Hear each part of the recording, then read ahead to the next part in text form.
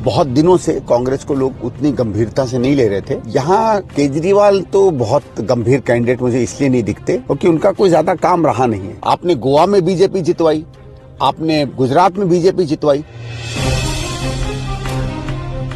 दिल्ली में चुनाव है और दिल्ली की ही नई दिल्ली विधानसभा सीट इस समय हॉट सीट बनी हुई है क्योंकि यहाँ से केजरीवाल चुनाव लड़ रहे हैं। बीजेपी ने पूर्व सीएम के बेटे प्रवेश वर्मा को टिकट दिया है, वही कांग्रेस ने भी पूर्व सीएम शीला दीक्षित के बेटे संदीप दीक्षित को चुनाव में उतारा है। सबसे पहले से मैं जानना चाहूंगी कि देखिए, आम आदमी पार्टी आरोप लगा रही है कि इस बार बीजेपी और कांग्रेस मिलकर चुनाव लड़ रहे हैं, उनके खिलाफ उनके बीच में एक सेटिंग है। देखो, ये उसके पास जब किसी के पास कुछ और कहने को नहीं होता है तो ये सब सेटिंग एटिंग वाला मामला होता है। आम आदमी पार्टी स्वयं इस सेटिंग की सबसे बड़ी उदाहरण रही है। हरियाणा में क्या गए थे चुनाव लड़ने, अजय माकन जी ने प्रेस कॉन्फ्रेंस की और कहा कि नेगोशिएशन में वो थे। अरविंद केजरीवाल ऐसी सीटें मांगने लगे कि कहीं नेगोशिएशन ना हो, खुद जाके 70 के 70 लड़ लिए। और सीधी बात है, वहां वो गए थे कांग्रेस को हराने।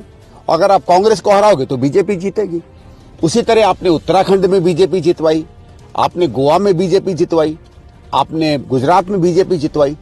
आपका काम तो केवल और केवल कांग्रेस का नुकसान करना है, बीजेपी को जिताना है। हमने एक ये भी ट्रेंड देखा है कि पिछले कुछ चुनावों में कांग्रेस को कोई भी सीट नहीं मिली है। इवन वोटिंग परसेंटेज भी जो है वो 4 से 5% पर आकर गिर गया है। तो दिल्ली में ऐसे में आप कांग्रेस का भविष्य कैसे देखते हैं? आम आदमी पार्टी भी तो कहीं नहीं थी 2013 में, जीती गई ना।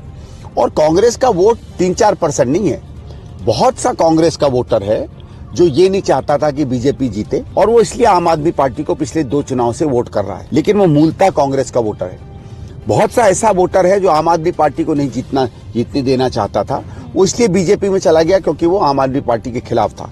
तो हमारा तो ये ख्याल है कि कम से कम 10-12% हमारा ऐसा वोट आम आदमी में है और 5-7% ऐसा वोट बीजेपी में है। तो जैसे ये वोट हमारे पास वापस आएगा, हम 18-20% पे तो ऐसे ही आ जाएंगे। तो लोगों से जब बात कर रहे थे तो उनका ये भी कहना था कि आप पूरे साल भर तो एक्टिव नहीं होते, लेकिन जब चुनाव होता है तब एक्टिव हो जाते हैं। मेरा तो ये एरिया नहीं है तो मैं क्या करता एक्टिव होके भाई।